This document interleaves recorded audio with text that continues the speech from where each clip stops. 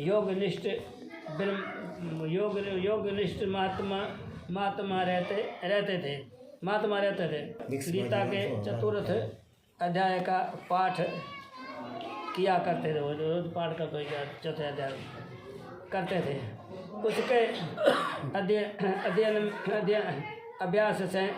उसके अभ्यास से उनका अंत्यकरण निर्मल हो गए। वो आध्यात्मिक संतों अंत्यकरण निर्मल हो गया था। वे शीत उष्ण, सर्दी गर्मी, शीत उष्ण आदि द्वैतों से कभी वैश्यत नहीं होते थे। एक समय की बात है कि वे तपोधन नगर की सीमा में स्थित देवताओं का दर्शन करने की इच्छा से भ्रमण करते हुए नगर से बाहर निकला। एक दिन एड़ो करते कोई बाहर चक्कर लगाया जो नदी शहर में निकले बारे नदी गंगा के बारे किनारे में वण वण उभा देवी में घाटा वण उभा उभा घाटा वण उभा बारता नहीं घाटा वण उभा चक्कर लगाया हूँ पग पादरो कर निकलो। नगर से बाहर निकल गए। वहाँ बेर के 2 वृक्ष थे। बेर वण उभा था, घाटा था। उन्हीं की जड़ में वे विश्राम करने लगे। उन्हें पहाड़ में हुतो एक पग जो बेर पग में पहाड़ में लागो ने एक माथो जो बीजो बेर पग बीच में सुतो सिया ने सुतो मिली चक्कर लगाते लगे थाकी गए तो आराम करी पस जाऊँ पग पादरो करी आराम करो। एक पाए माथो लगे एक बार पग लागू बेर पास में विश्राम करने लगे। एक वृक्ष की जड़ में उन्होंने अपना मस्तक रखा था और दूसरे वृक्ष के मूल में उनका एक पैर टिका हुआ था। थोड़ी देर बाद जब वे तपस्वी चले गए तब बेर के वे दोनों वृक्ष पाँच ही 6 दिनों के भीतर सूख गए। 5-6 दिन आना तो वन सूख गया वन।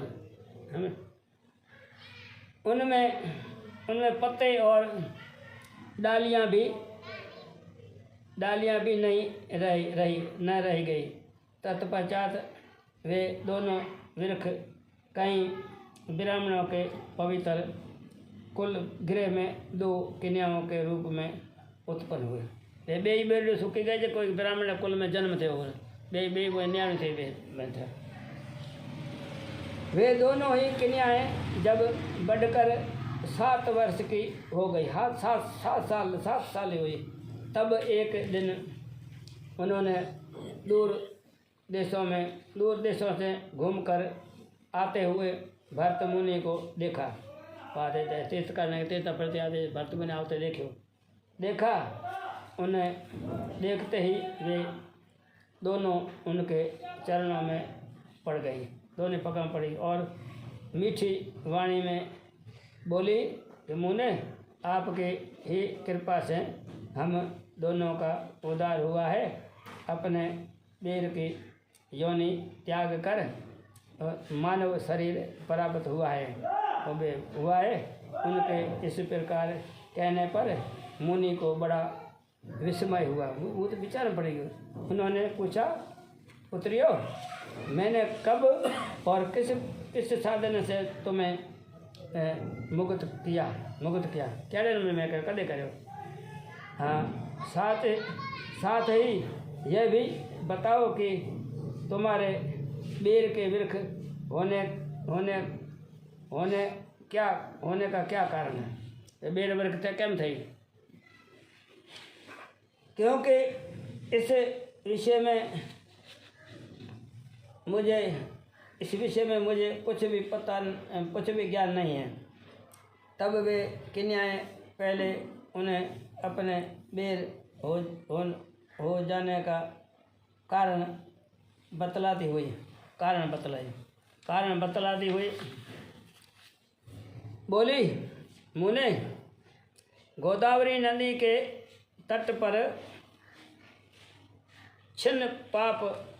छिन्न छिन्न पाप नाम का एक उत्तम तीर्थ है। उत्तम तीर्थ गोदावरी नदी के पास में, जो मनुष्यों को पुण्य प्रदान करने वाला है। वह पावनता की चरम सीमा पर पहुंचा हुआ है। तीर्थ ऊंचों से उस तीर्थ में सत्य तपा नामक एक साधु नाम तो सत्य तपा नामक एक तपस्वी बड़ी कठोर तपस्या कर रहे थे। पर वो तपस्या करे, वो कठोर तमान कर रहे थे।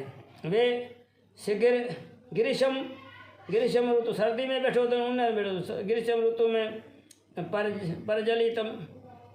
परजलित अग्नि